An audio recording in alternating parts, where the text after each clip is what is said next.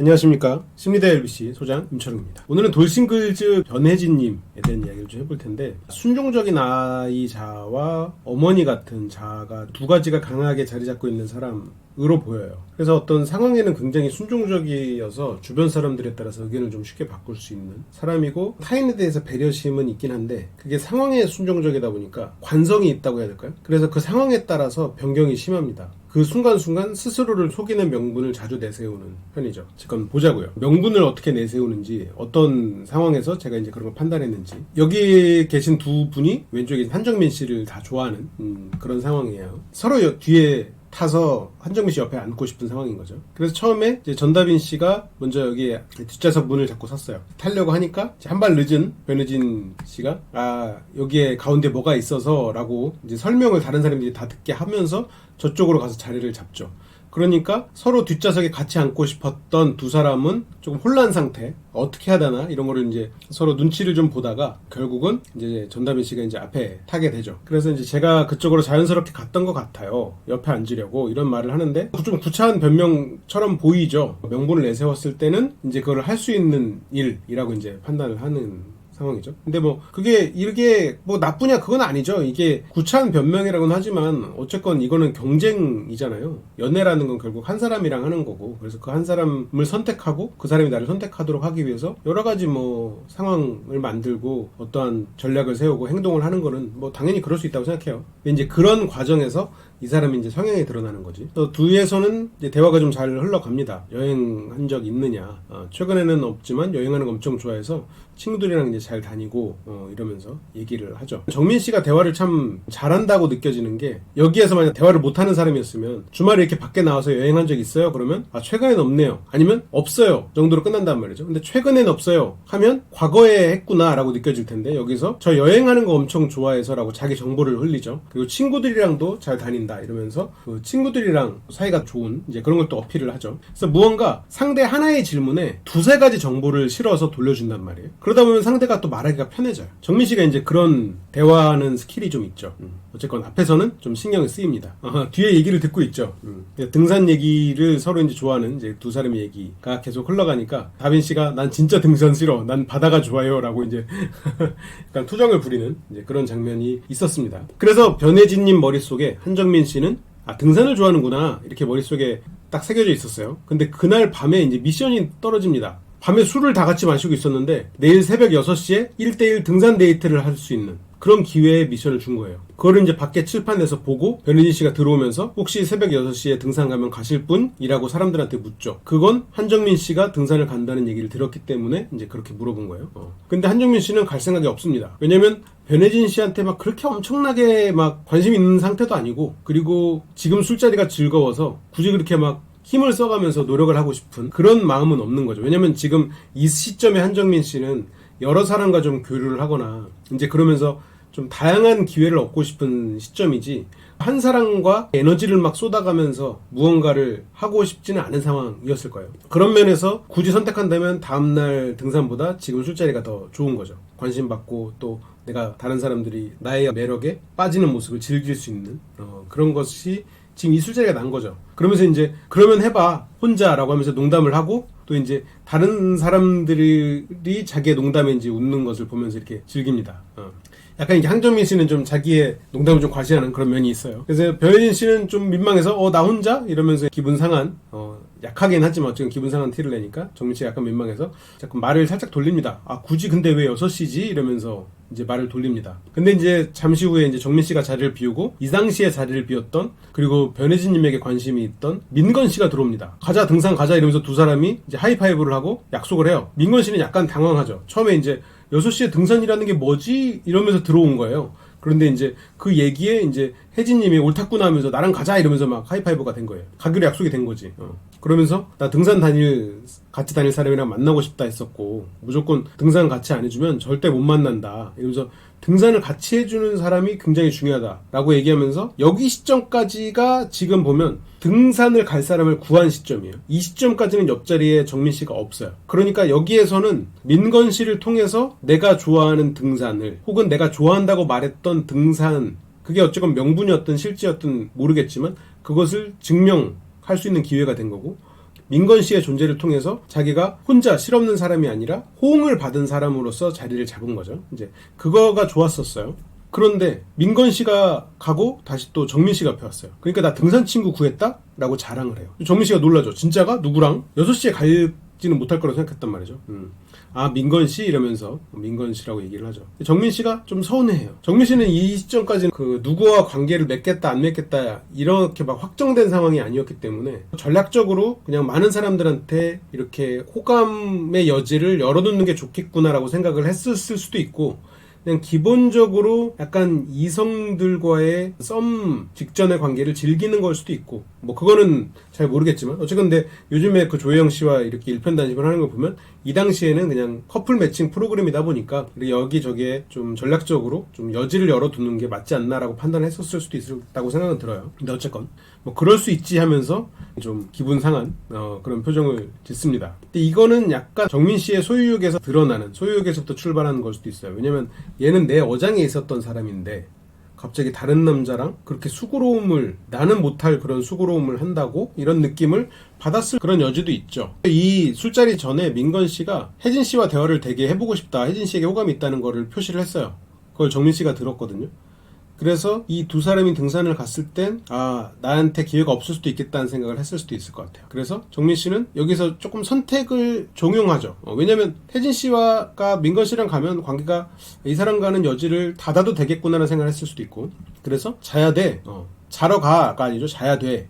근데 혜진 씨도 정민 씨의 이런 변화를 알아요. 혜진 씨가 기본적으로 눈치를 좀 많이 보는 편이거든요. 그래서 이 사람이 나한테 지금 어떻게 행동하는지, 어떻게 말하는지를 굉장히 신경을 많이 쓰는 사람이에요. 그러니까 이 사람이 눈치껏 행동하는 사람까지는 아닐 수 있어도 다른 사람의 눈치를 되게 많이 보는 편입니다. 그래서 지금 정민 씨의 눈치를 보고 있어요. 아까부터 보고 있었어. 그래서 여기에서 지금 정민 씨의 저런 태도를 보고 지금 정민 씨가 다시 좀 살갑게 농담하는 그런 상황으로 돌리기 위해서 등산을 그냥 안 가야지라는 마음이 슬쩍 들어버린 겁니다. 그러니까 이 사람 마음속에 우선순위가 아까 맨 처음에는 뭐였죠? 정민과 등산을 간다였어요. 근데 그 다음엔 뭐였죠? 정민과 이게 안 되니까 정민과 있는다. 근데 정민과 있는다는 이건 모르는 거잖아요. 일단 등산이 남은 거잖아요. 그래서 등산을 가겠다고 했는데 등산을 선택하고 나니 여기에서는 선택이, 내가 생각했을 때는 등산을 가냐 안 가냐의 선택인 줄 알았죠. 그때까지 혜진님 마음속에는. 근데 지금 보니 정민과의 술자리냐 다음날 민건과의 등산이냐가 돼버리는 거예요. 지금 그렇게 정민 씨가 던진 거죠. 그러면서 정민 씨의 그런 기분 변화를 혜진 씨는 또 캐치를 한 거고, 그래서 혜진 씨는 안 갈 명분을 또 찾고 싶어 합니다. 근데 그 명분이 조금 궁색하죠. 신발이 없다. 그래서 운동화 불편하고 이래서 안 갈 것 같은데 라고 하는데, 다른 사람들이 이제 빌려주겠다고 이제 얘기를 하죠. 그거에서도 당연히 여러 가지 명분들이 생기겠죠. 뭐 크게 신으면 근육이 당긴다. 아까는 큰 게 필요하다라고 했다가, 여기서는 이런 건 중요한 게 아니에요. 그냥 안 갈 무언가 명분이 필요한 거지. 여기서도 그냥 가기 싫어져서 안 가 라고 하면은 그때 욕을 먹을지언정 구차해 보이지는 않았을 텐데, 여기서는 이제 뭔가 명분을 만들어야 되니까, 그러는 이유는 그렇게 명분을 만들어서 나 자신을 속여야 내가 생각하는 내가 좋은 모습으로 남아있을 수 있다라고 생각하는 게 좀 있는 것 같아요. 막 생각을 깊게 하거나 장기적으로 전략을 세우거나 이런 거에는 좀 맞지 않는 편이죠. 좀 즉흥적인 무언가, 아니면 단기적으로 무언가 좀 결과가 나올 수 있는 어떤 것, 그런 게 좀 이분에게 맞는 일이겠죠. 약간 자신감이 없는 면도 있는데, 그거는 이제 좀 이혼의 상처가 그렇게 만들었을 수도 있겠죠. 그런데 한편으로는 지금 이렇게 다른 사람들이 좀 눈치를 보고 누군가를 따르는 것, 이런 거를 조금 좋아하고 하는 것으로 보이거든요. 그래서 그런 사람에게 혼났던 게 되게 이분은 힘든 시간이었을 거예요. 그래서 다른 사람이 기분 상하고 나를 혼낼 것 같은 그런 상황을 되게 두려워하는 것 같아요. 어쨌건 민건 씨는 이제 등산을 가야 되니까 자러 갑니다. 그때 혜진 씨가 또 물어보죠. 등산 가실 거예요? 근데 민건 씨는 좋다고 가자고 합니다. 좋아요, 가자. 혜진 씨는 내가 일어날 수 있을까? 라고 또 못 갈 것처럼 얘기를 하니까 민건 씨가 일어나 라고 얘기를 하죠. 다른 사람들까지도 걱정을 합니다. 내일 아침에 민건 씨 혼자가 있는 거 아니냐라고 동환 씨가 얘기를 하고, 다빈 씨는 일어나야 돼 이렇게까지 했는데, 그리고 소라 씨는 깨워주려고 내가 일어나야겠다라고 또 얘기를 하고, 정민 씨는 이제 사나이인데 심장이 뜨거운데 라고 이렇게 또 얘기를 하죠. 근데 혜진 씨가 난 술 마셨는데 라고. 근데 술은 실은 아까도 마시고 있었죠. 등산을 무조건 간다고 했거든. 근데 그리고 들어와서 술을 마셨단 말이야 라고 하면서 뭔가 지금 명분을 찾고 싶은데 마땅한 명분이 없는 거예요 지금.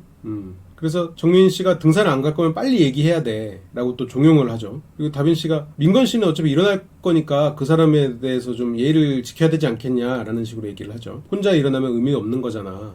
내가 지금 번복을 해야 되나 고민하고 있으니까 정민 씨가 이제 거기에서 뭔가를 얘기를 명확히는 안 하는데, 정민 씨가 손짓으로 가서 얘기를 하라고, 번복을 하라고 이제 손짓으로 지시를 하죠. 정민 씨는 계속 이제 선택을 종용하고 무언가 할 거면 빨리 하라는 식으로 계속해서 혜진 씨를 움직입니다. 혜진 씨는 이런 지시에 굉장히 잘 따르는 사람이죠. 이런 일방적인 지시, 강압적이라기보다는 좀 의뢰 상황에서 상대의 말을 듣는데 익숙한 면이 있는 것 같아요. 그런 시간을 좀 많이 겪었을 수도 있고, 그게 뭐 결혼 생활에서 나왔을지 아니면 어렸을 때부터 타고난 건지는 그건 뭐 모르겠지만, 어쨌든 그게 좀 몸에 많이 배어 있어서 정민 씨의 이런 제스처에도 바로 저거에서 움직입니다. 그러니까 내가 무언가 결정을 내리기 위해서는 뭐 그럴듯한 명분을 찾아서 답을 내려야 돼요. 다른 사람이 나한테 뭔가를 지시를 할 때는 그 사람에 대해서 내가 갑이라고 인정을 했으면 그 사람의 지시에는 최대한 따르려고 애를 쓰는 그런 면을 좀 보이죠. 그러니까 내가 무언가를 선택하는 거는 두려워. 그래서 자꾸 뭔가 명분을 세워야 되고, 내 행동에는 내가 이걸 결정한 거야 이게 아니라 이렇게 돼서 이렇게 한 거야. 내 선택을 되게 두려워하는 거죠. 남이 선택해 주길 바라는 그런 면이 있어서 어쨌건 자리에서 일어납니다. 그래서 민건 씨를 불러내서 내일 1대1 데이트 하자. 그래서 혜진님이 예스라고 해요. 그리고 혜진님은 정민 씨랑 술을 마시고 싶은 마음에, 술을 자긴 별로 잘 못 먹지만 2잔만 더 먹으면 꿀잠 잘 것 같다 라고 하면서 2잔을 더 먹으려고 정민 씨를 향해 갑니다. 민건 씨는 이제 자러 가죠. 혜진 씨가 잠 못 자서 열 올라오는데 이대로 누우면 잠이 안 올 것 같아서, 그러니까 이제 정민 씨는 또 뻔히 알죠. 혜진님이 이제 그런 명분을 원한다는 거를. 그래서 이제 어떻게 하려고 했다는 걸, 이제 좀 더 마셔.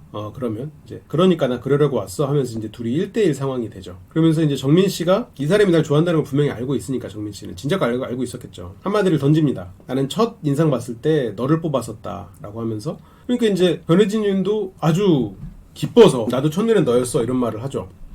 이제 정민 씨가 우리는 좀 더 조심스러운 사람이라서 뜨겁게 사랑하고 싶지만 뜨겁게 사랑할 수 있는 사람과 사랑하고 싶잖아. 그러면서 이제 그 뭔지 알지 이러면서 얘기를 하죠. 저는 뭔지 잘 모르겠거든요. 근데 이제 혜진님은 바로 이제 뭔지 아시겠다고 이제 하시더라고요. 그러니까 정민님이 이것도 실은 유혹의 멘트죠. 그러니까 뜨겁게 사랑하고 싶지만 우리는 그럴 수 없는 사람들이잖아. 그래서 조심스럽게 우리가 시작해보자. 이렇게 원래 이 뉘앙스로 가야 되는 출발인데, 그 말무리가 뜨겁게 사랑할 수 있는 사람과 사랑하고 싶잖아 이러면서 그 뜨겁게 사랑 그리고 사랑하고 싶잖아 이런 식으로 이 사람에게 굉장히 머릿속에 꽂힐 그런 단어들은 뜨겁게 사랑하고 싶잖아 이런 말들이란 말이죠. 그러면서 이게 묘하게 사람을 자극하는 그런 멘트들로 구성되어 있어요. 그러면서 뭔지 알지 이러면서 그것에 대해서 상상하게 만드는 이제 그런 기술들. 상당히 말 자체를 되게 잘 하시는 분이죠.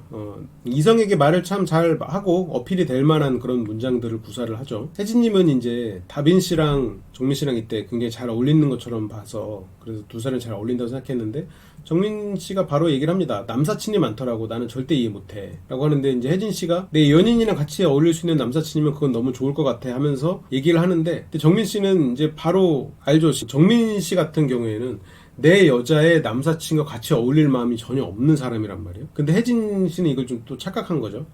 그래서 정민 씨는 남사친이 있고 없고가 그냥 거기서부터 중요해. 나랑 어울리고 말고가 아니라 너 남사친이 있구나. 이렇게 된 거예요. 그러니까 혜진님이 이제 아차한 거죠. 근데 이 혜진님이 약간 이 상황은 좀 감안해서 봐야 되는 게, 술을 많이 마셨어요. 이게 등산 번복 사건도 술을 많이 마신 상태에서 일어나는 일이라는 걸 이해는 해줘야 됩니다. 여기에서 이제 대답을 하죠. 그러니까 나는 친하면서 말을 못했다가 남사친이 있는데 연애할 때는 아예 안 만나는 타입이라고 하죠. 실은 근데 저는 개인적으로 연애할 때 아예 안 만날 수 있는 사람을 남사친이라고, 그러니까 친구잖아요. 어쨌건 친구라고 할 수 있는 건가? 그건 그냥 애인 그냥 오히려 그거야말로 그냥 썸남이 아닌가 싶은 생각이 들거든요.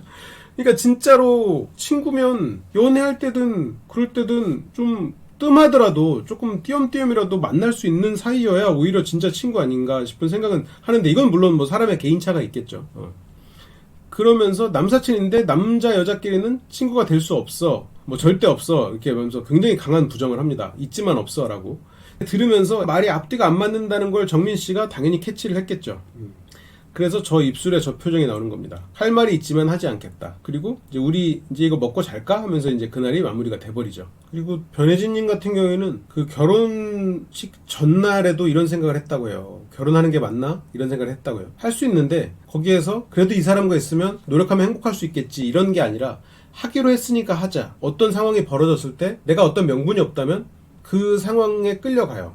이제 그런 성향이 좀 있으시죠. 근데 결혼하고 나서 변혜진님의 말씀으로는 전 남편이 여자들하고 이제 계속해서 자주 또 술을 마시고 싸울 때마다 술을 마시고 이제 그래서 우울증에 빠졌다라고 얘기를 하거든요. 그래서 병원에서 별거를 하라고 했다라고 해요. 자기가 선택한 게 아니라 병원에서 하라고 해서 한 거죠. 이것도 자기가 선택하지 않았어요. 계속 그 결혼을 유지하려고 노력했다고 해요. 그리고 소송을 당했는데도 소송하는 동안 1년 반 동안 계속 같이 살았다고. 그게 참 쉽지 않죠. 그러니까 별거를 병원에서 시켜서 별거를 했고, 그때 이혼 소장 받고, 그리고 다시 합치게 된 거여가지고, 근데 또 거기서 또 이혼을 하자고 하니까 갈 데가 없었다. 부모님에게 다시 말을 못한 거죠. 그러니까 부모님을 거스르기가 어려웠던 거예요. 내가 뭔가를 주도적으로 선택을 하기보다는 어떠한 명분을 내세워서 자기가 선택한 것을 보완하려고 애쓰고, 뭔가 자기가 선택한 사람이 어떤 걸 선택해 주길 바라는 그런 성향이 있는 것 같아요. 그게 어떻게 보면 타인에 대한 배려심으로 보일 수도 있는데, 1대1 관계에서는 타인에 무한정으로 배려를 하는 사람처럼 보일 수도 있고, 그런 상황이 될 수도 있어요. 그리고 그걸 좋아하는 사람은 또 혜진님과 굉장히 잘 맞을 수도 있고 가장 좋은 상대가 될 수도 있겠죠.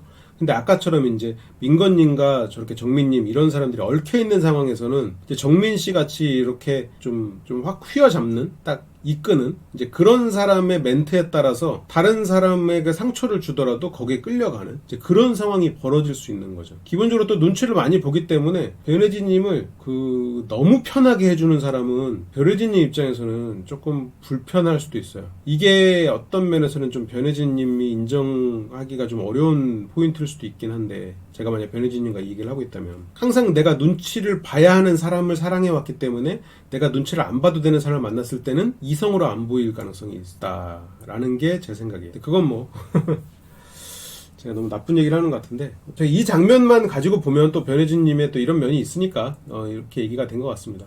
돌싱글 저도 굉장히 재밌게 보고 있고요. 여기 나오시는 분들 하나같이 다 자기만의 매력도 있고, 다들 또 적재적소 자기만의 또 그런 특별한 매력들을 가지고 있는 분이라 다 한 분 한 분의 매력을 보는 것만으로도 굉장히 즐겁게 보고 있습니다.